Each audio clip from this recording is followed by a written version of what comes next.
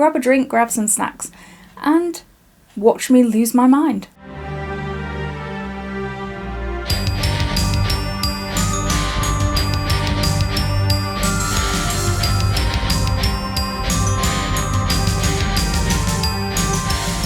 Hello and welcome to a book review that's going to be a long one, because this book got me so annoyed by the end. And it's a viral book. It's been in all the book boxes. It was all over TikTok, which should have been my first red flag. It was all over the internet, all over YouTube, all over everywhere. And I should have listened to my gut. Because I read the blurb when it started going viral, thinking, do I want to pick this up? Do I want to be part of this? Because it does have things that interest me. And I read the blurb and thought, I'll pass. I should have stayed with that. But I didn't. And then Fairy Loot dropped their copy and it looked incredibly pretty. So I thought, I'll give it a chance. And it was only like 20 quid. I'll give it a chance. I pre-ordered it. And then one of the book boxes I get, Page and Wick, which you can see their books here. It was their picked book for March. And by then, the Fairy Loot one was already on its way. So it was too late to cancel. So, I have ended up with the Fairy Loot copy and the Page and Wick copy. It's got elements of Greek mythology, of course, which you can tell by the title. It's Blood of Hercules by Jasmine Mas.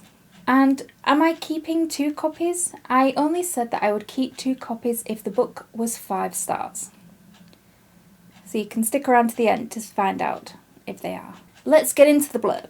Step into the Colosseum at the Spartan War Academy, where monsters are made, immortality is won, and even a god can die.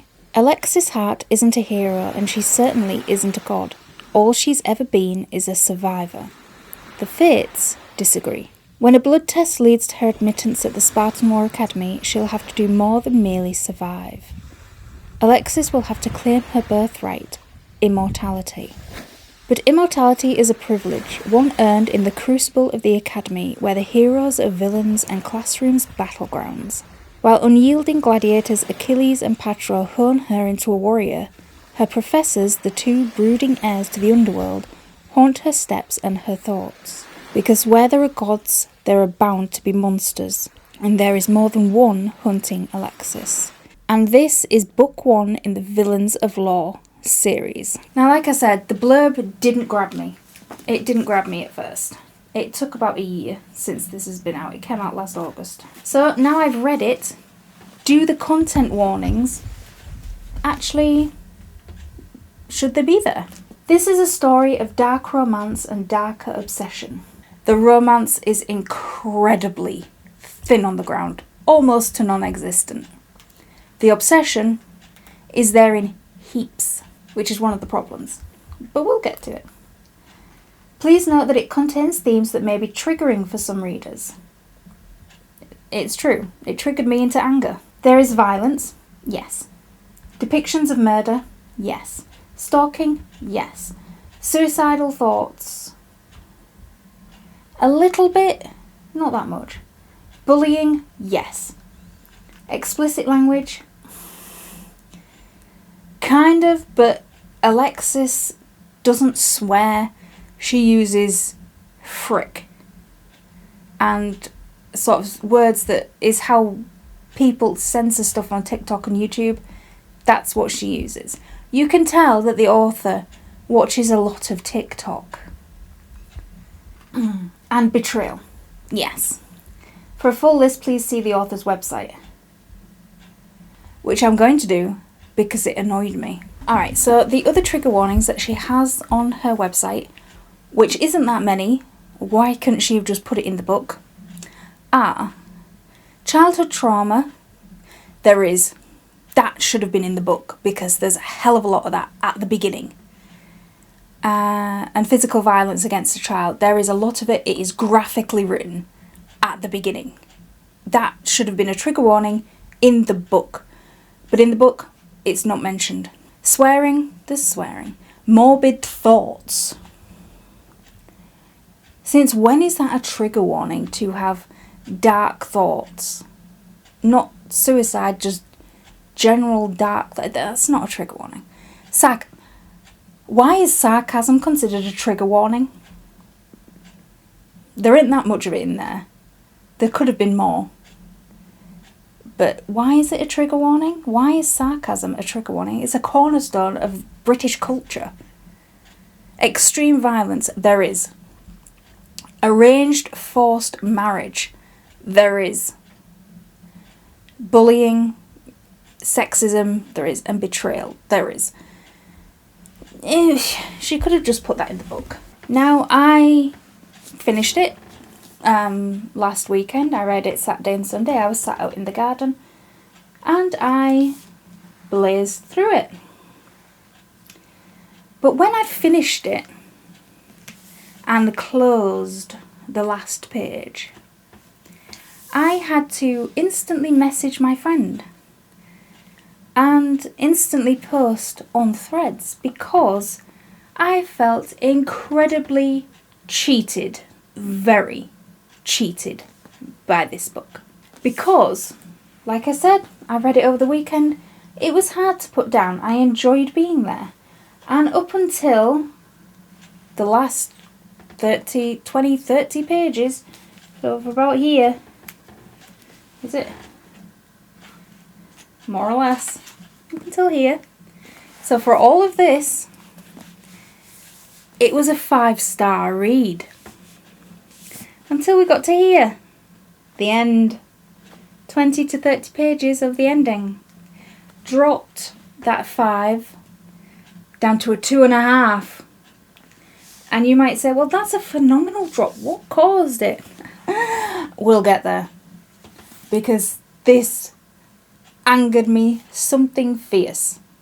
Because my expectations weren't high going in. And it caused them to get higher. The better I read, the more I read. Because it was good. And then the end happened. And all the events at the end happened. And it just dragged me right back down again. Because what the f***? But we'll get there. Because I was spitting feathers. And I still am.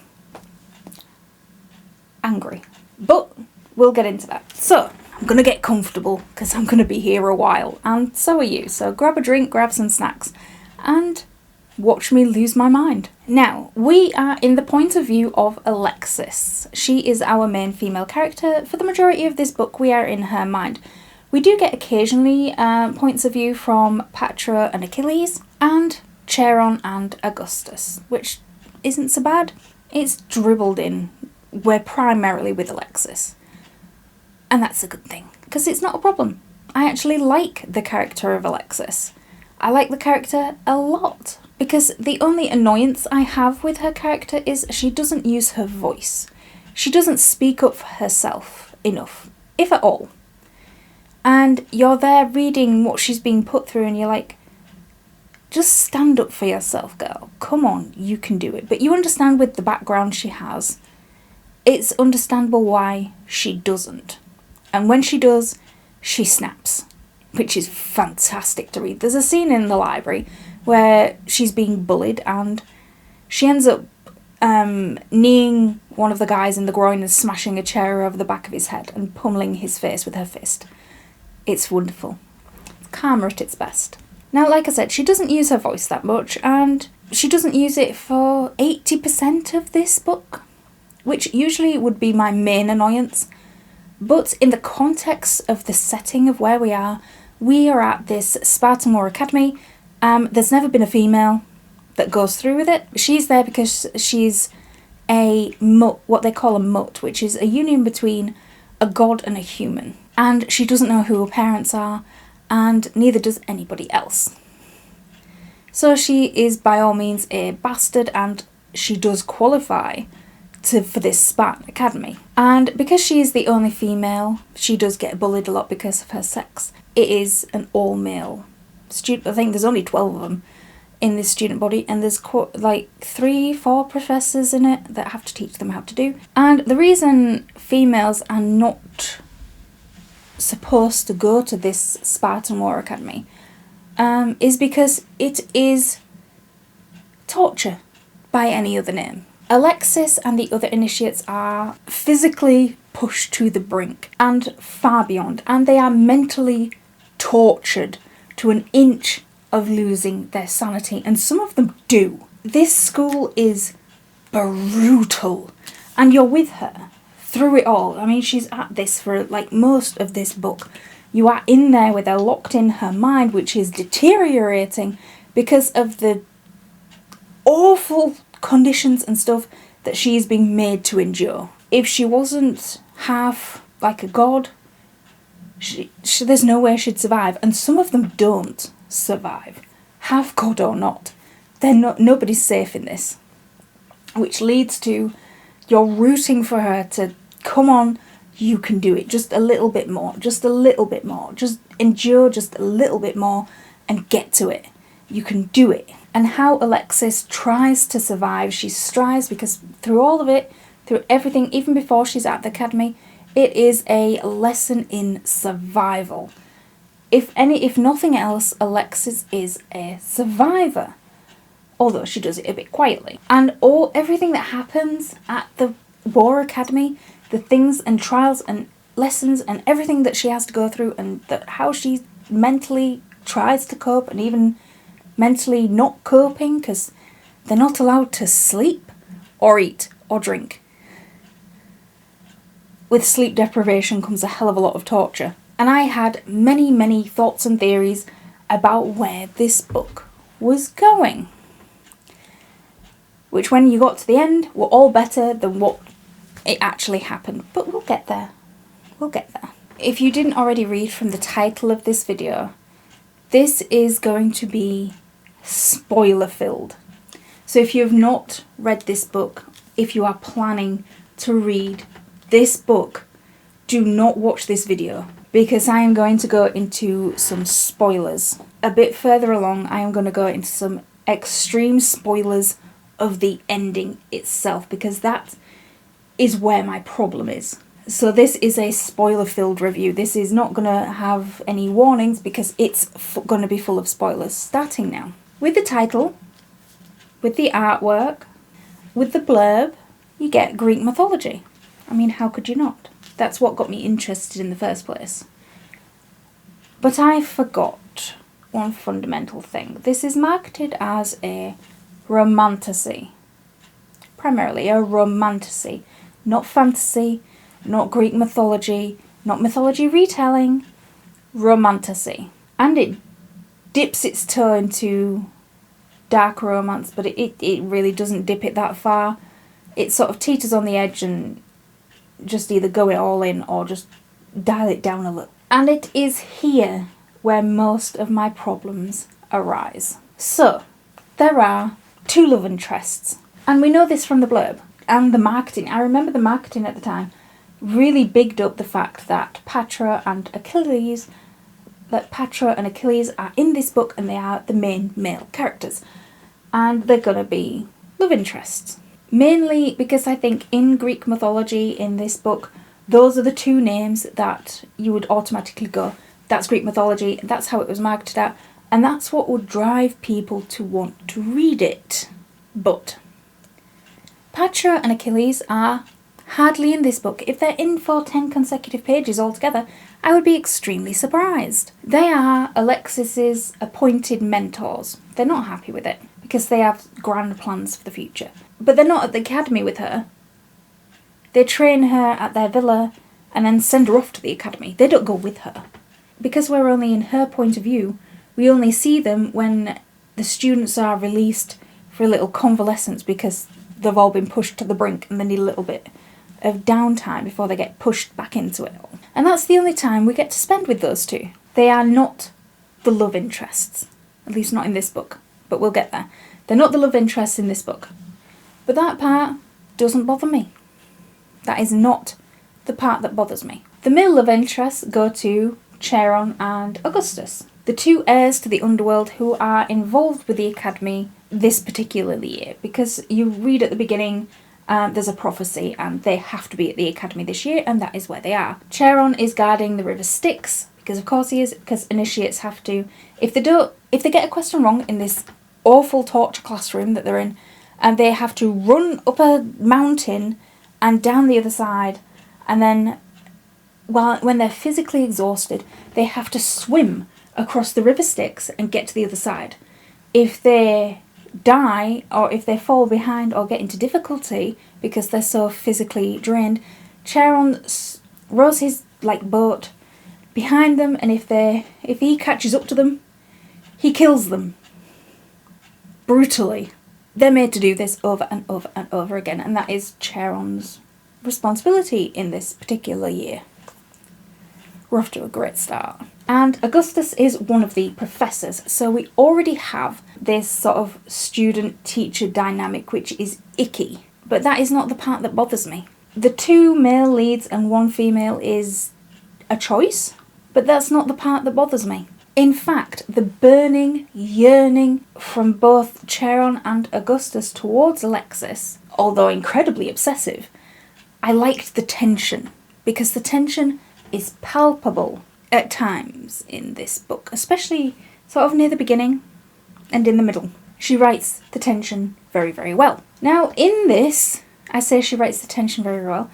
She does, but there are more than a few glaringly obvious red flags, which of course there will be with 2 heirs to the underworld who are obsessed with this one human student with god blood in her, but she doesn't know whose. Nobody knows whose.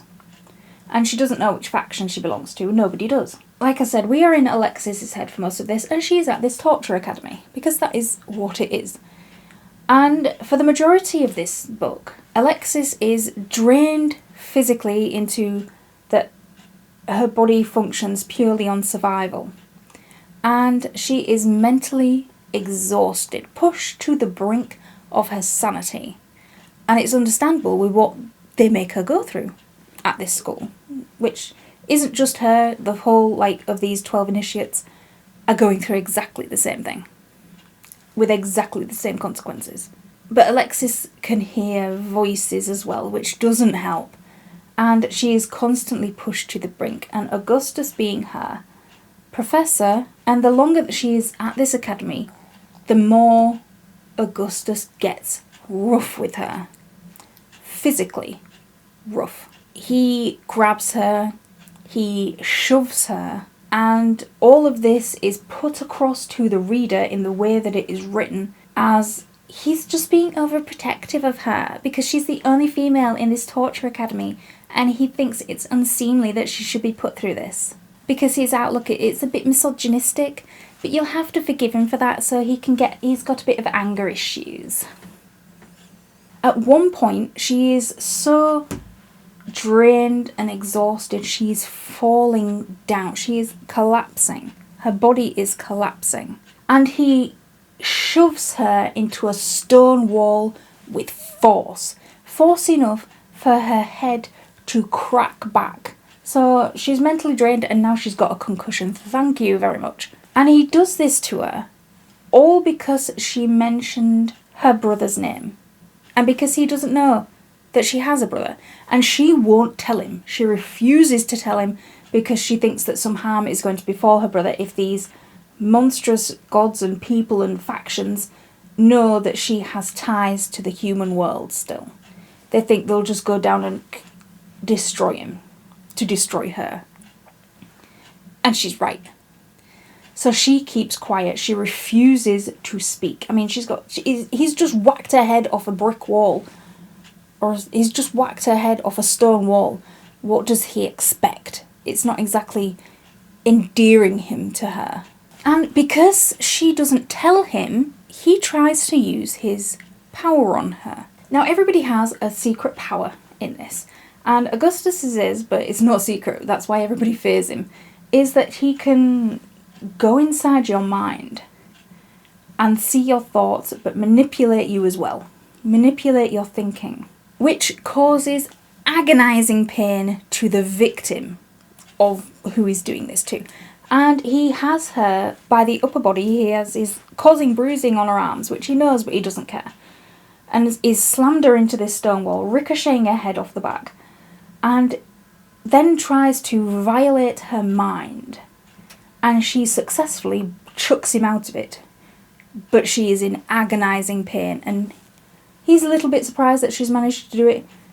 But just growls at her to be more careful.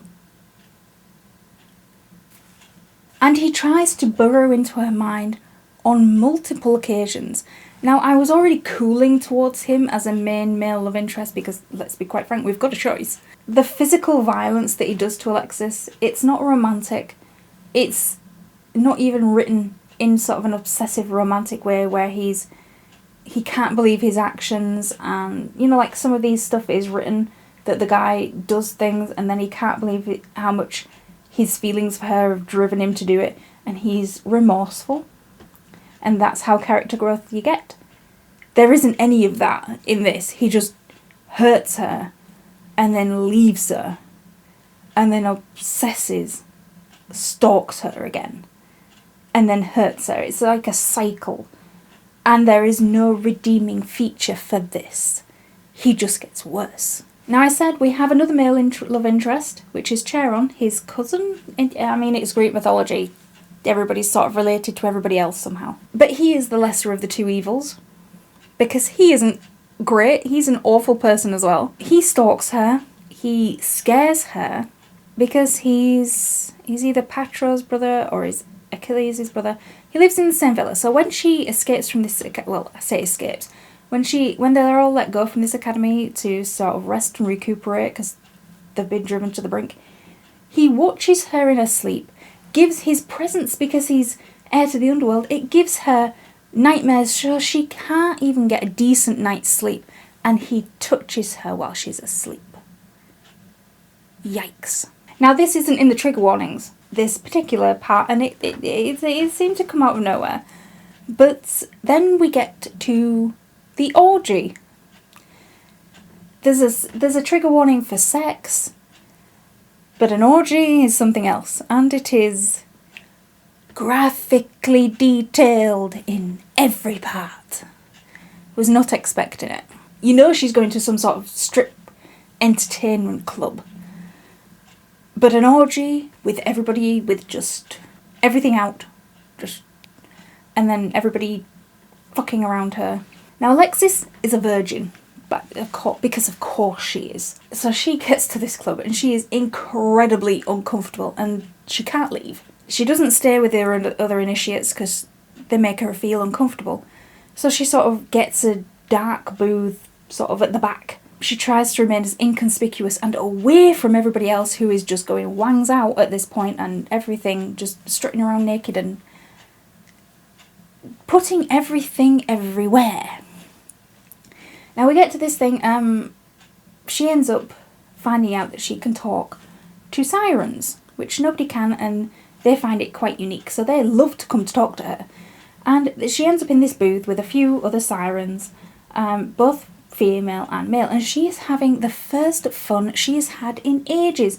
She's playing a game with them, like a card game or like a drinking game with them. She's enjoying herself, she's having fun, she's laughing, she's making friends, something that she hasn't had.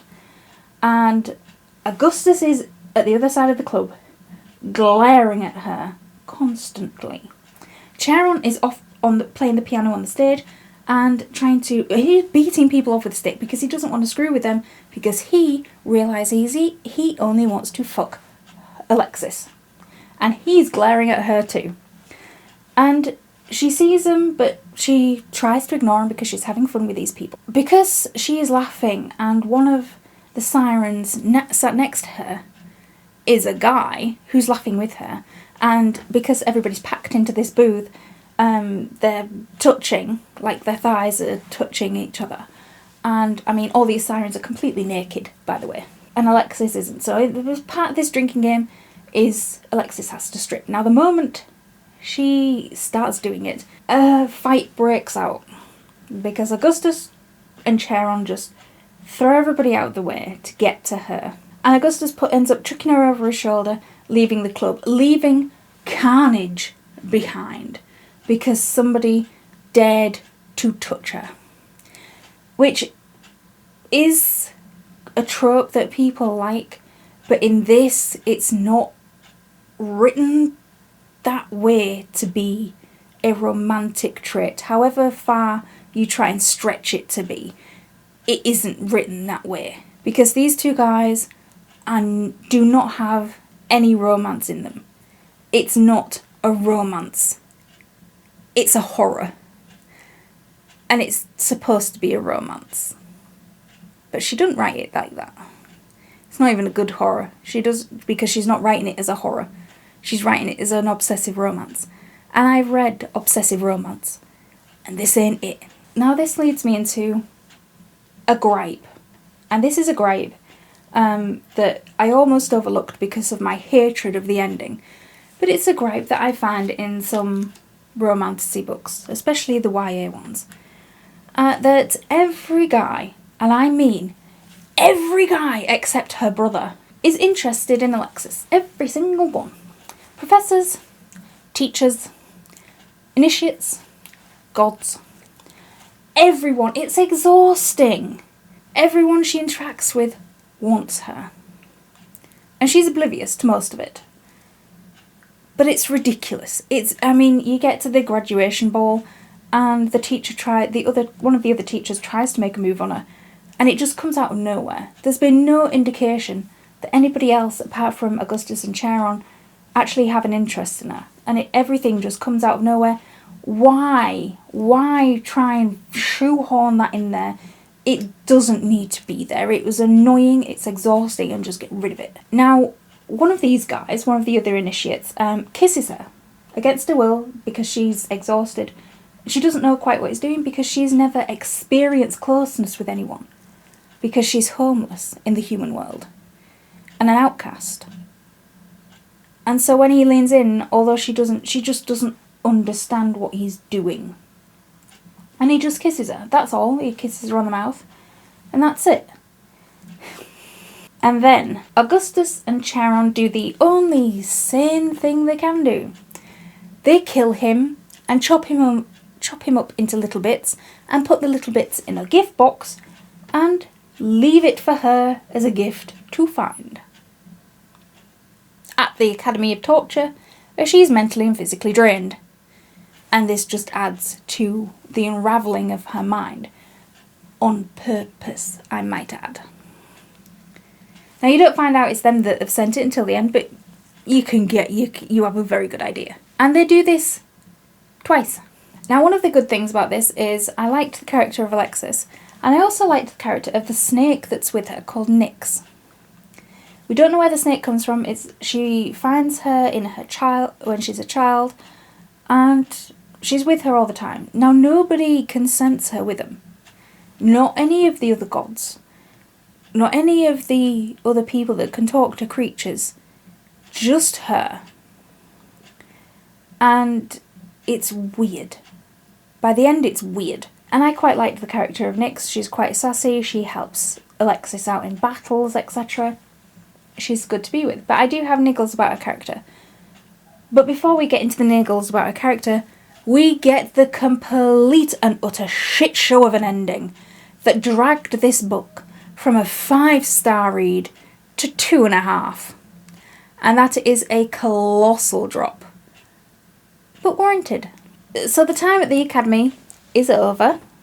She survives because she's our main character, of course she does. Not without, of course, mental scars and torture and everything. They're at the graduation ceremony dance. Now, Alexis has been getting notes telling her to drop out of the Academy, which if anybody...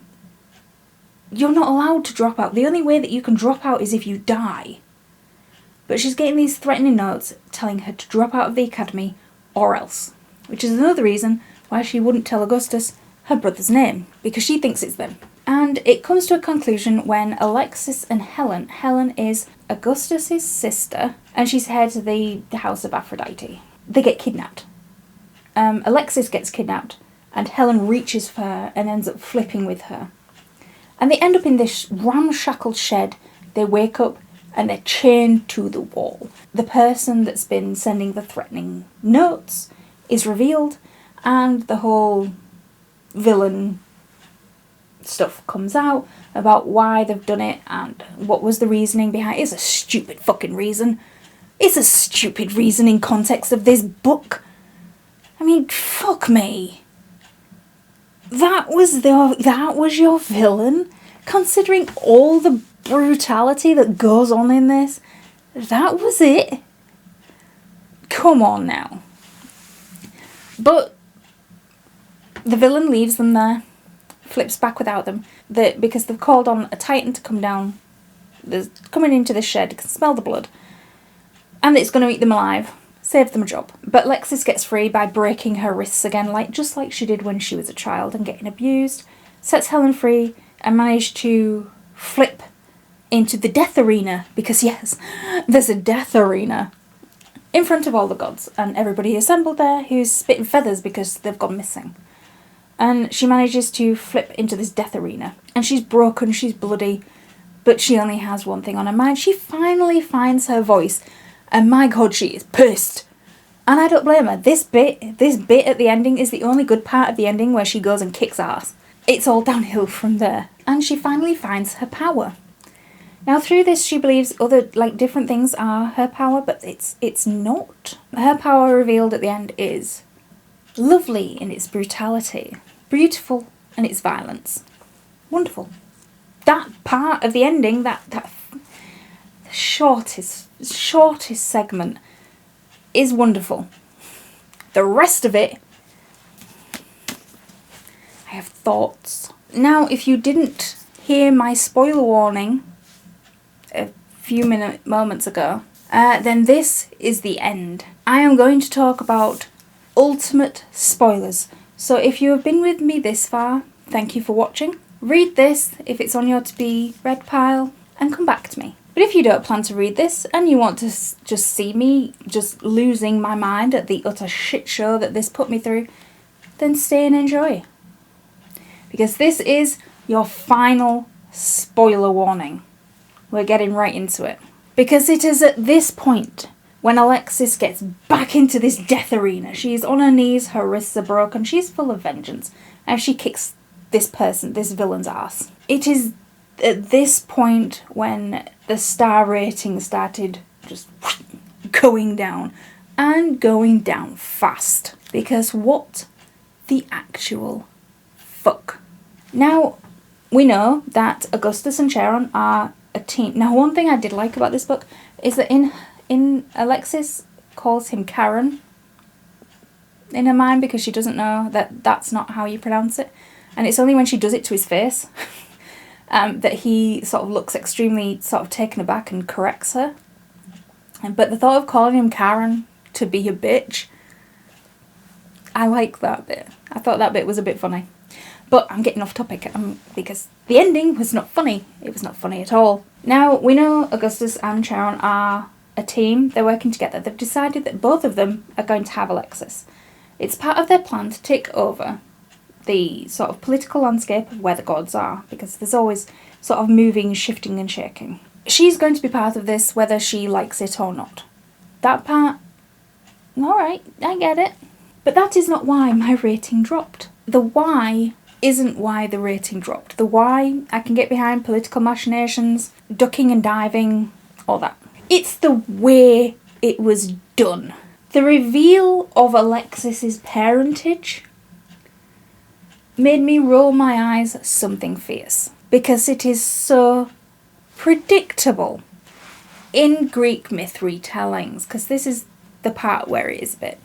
Because of course her unknown parentage is Hades and Persephone, because it always is. There aren't any other gods or goddesses in the whole pantheon that they could use, hundreds of them, but it is always Hades and Persephone, which brings me to a gripe, because they have called her Hercules. I don't care what you say, Hercules is a boy's name. Hercules isn't even in Greek myth. He is not the son of Hades and Persephone. He's the son of Zeus and somebody else. Because they're always sons of Zeus and somebody else. But blew my mind because it doesn't fit with everything else that she's been doing.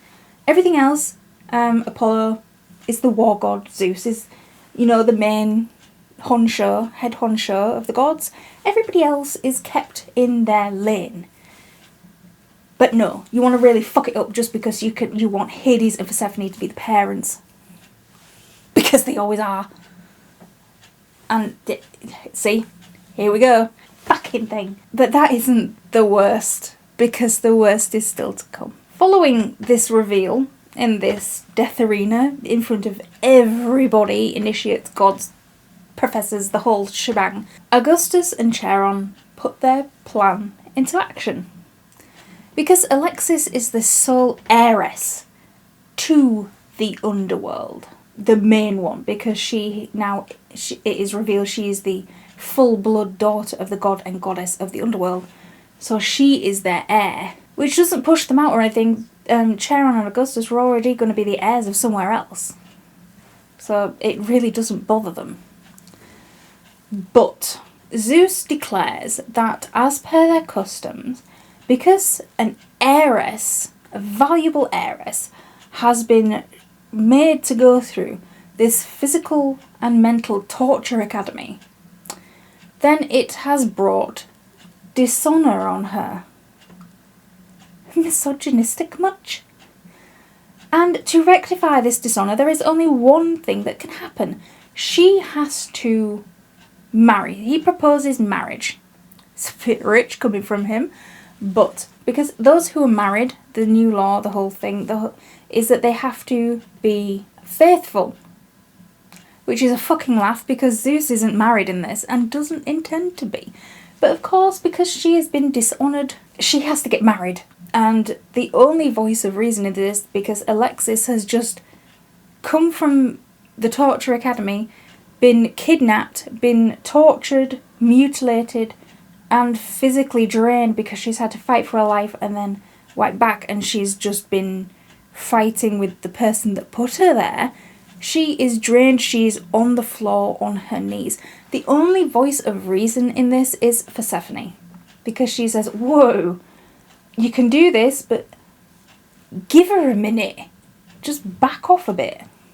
But they don't, of course they don't. But, and here it goes firmly down the shitter, Charon declares that Alexis cannot get married because she is already betrothed to himself and Augustus as well, as per their laws, because Alexis has already accepted their betrothal gifts. And what are these gifts, you might ask? Because she doesn't get anything.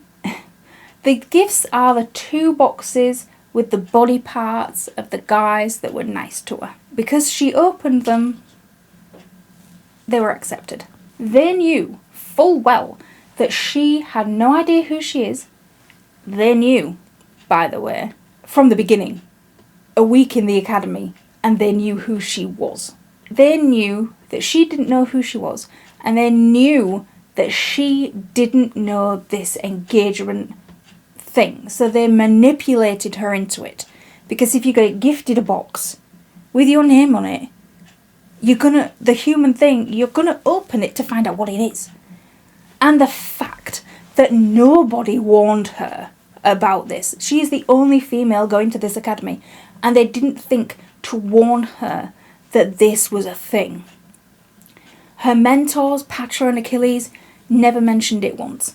Nyx, who I thought should have fucking mentioned it, because she clocks early on that Augustus and Charon are interested in Alexis, and not just interested to DTF, but interested in a more obsessive way, and she doesn't even warn her that anything with her name on it, don't open it. That's all she has to say. Anything with your name on it, do not open it, ignore it, and just concentrate on learning. But nobody warns her, and that is a gigantic big plot hole.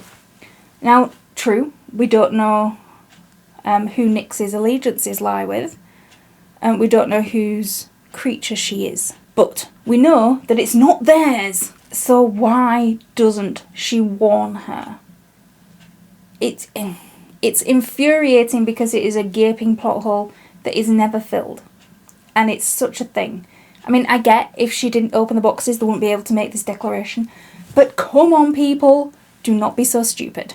Like I said, we are in the point of view of Alexis. That she is all we've got apart from a smattering of other ones. So the trauma she has been through since childhood, we have been with her for it. We have been through her being mentally and physically pushed to the brink and exhausted.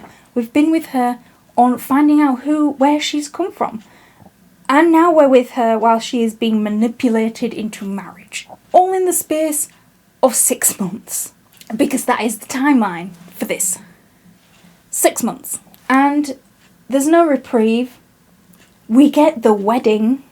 She is forced up the aisle with Augustus and Charon on either side of her at this altar. I don't even think love is mentioned at any point during this book, because this is not love.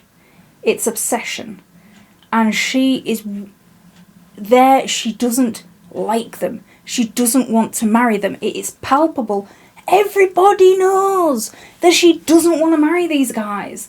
And she doesn't like them. It's not just that she doesn't like them, she doesn't want to marry them. But she's a woman, so her thoughts don't get taken into consideration. No matter that she's the heiress to the underworld house. It just, no, she has no autonomy at all. At all. And even when they're at the altar, there's an argument breaks out because she has finally found her voice because she kicked ass in the arena, but they verbally overpower her. And this whole exchange is, I mean, the officiant is stood there and she's like, oh, I'll leave you lot alone, there's so much tension and we'll get this out of the way quickly so you can enjoy each other. I think she actually says something like that. It's like, no, this is not romantic tension. It's not sexual tension either. It's abuse. And why is it written to be romantic? Because it's not. It's not even, it's written like it should be romantic, but it isn't written that it is. Like, what the hell am I supposed to, am I supposed to be rooting for this? Am I supposed to be rooting for this relationship? Because I'm not. It's ridiculous. Because the boundary for this was passed a long time ago. To root for any relationship in this. It's awful. And then we get to after the I do's, everyone's cleared out the church because they're supposed to, like in medieval times, there would be a bedding ceremony where people could view the wedding night. And in this, there is a ceremony where people can view the fuck sesh. They clear everybody out, so it's just them. And remember, she is a virgin, and yes, she has been getting butterflies when she looks at these guys because she does think that she might like them a little bit in that way, but she really dampens that down. And it is just butterflies, she doesn't know what it is. It's not love. In fact, I think at the beginning she gets quite high because they're all physically and mentally drained, and it's lust. And with them two, it's obsessive lust. It's not love. They lay her on this marble altar. They're already doing things to her. And then they have the audacity to ask for her permission because the author has to put that in there because otherwise it's rape. And they're already doing things to her when they ask this. And she says yes and then disassociates. And that is coercion consent, which is forced coercion, which is rape. I'm not blocking that word out because when you start blocking words out, they lose their meaning. It's rape, and that isn't in any of the trigger warnings. Not once. Not even forced coercion. Not forced sexual coercion. It's not mentioned. And it should have been. Now, was I triggered by it? No. But I was triggered by the way that it was put across as to be this romantic culmination of how obsessive they've been. I'm sorry, but you've pushed her sanity to the brink, and then you marry her, and then leave her no option but to say yes when you want to do things to her. And when in the aftermath, when she completely finds out the lengths that these two have gone to get her where she is fuming.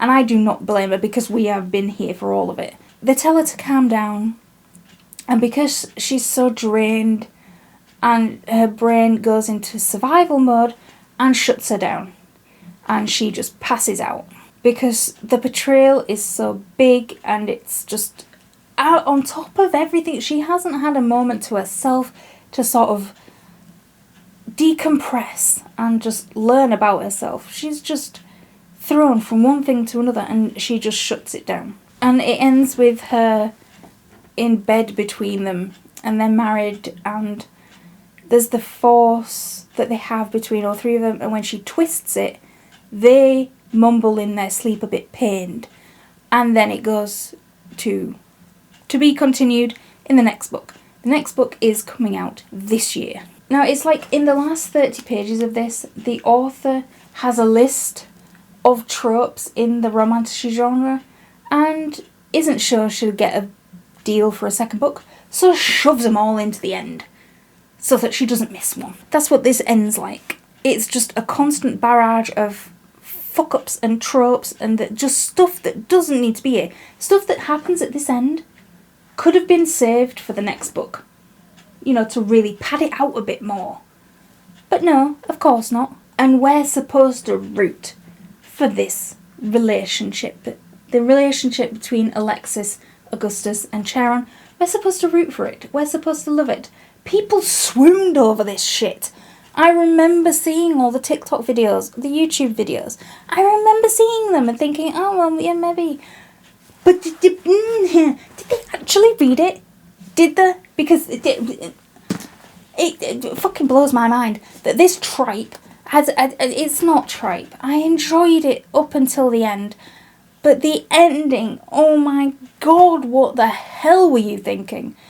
And the awfulness of the relationships overshadows some of the more problematic writing, which I'll get to now that that's all out. There are some problems with the writing that I didn't pick up when I read it, but I picked it up when I was thinking about it. The phrases used, multiple uses of pussy power and it's serving cunt, throw you out of the setting, because why are those sort of modern phrases in this when the swear words are frick? Come on now. Looking back on it, it reads like something that I used to read on Wattpad, but at least the guys, the main male characters, even if there were 2 or 3 or 4 of them, had redeemable qualities. Everybody in this, apart from Alexis, is utter trash. Am I going to read the second one? Yes, because I want her to kick ass. Because I don't know if she made them this awful on purpose and that she's going to try and pull a Sarah J. Maas with Tamlin and Rhysand, because although I haven't read Akatar yet, you can't escape it online. I know that Tamlin is the love interest in the first book and he isn't in the next ones, Rhysand is. So I don't know whether she's... Because I forgot about this, because there's a chapter at the end where we are in Patro's point of view. The two, Patro and Achilles, the guys that are in the blurb, the way that it was marketed that they were the love interests, there's a chapter at the end where they say it's a complete switch around because they're gay for each other in this, throughout all of this. And then at the end they say, no, we want her. We're going to have her. It's like, what the fuck?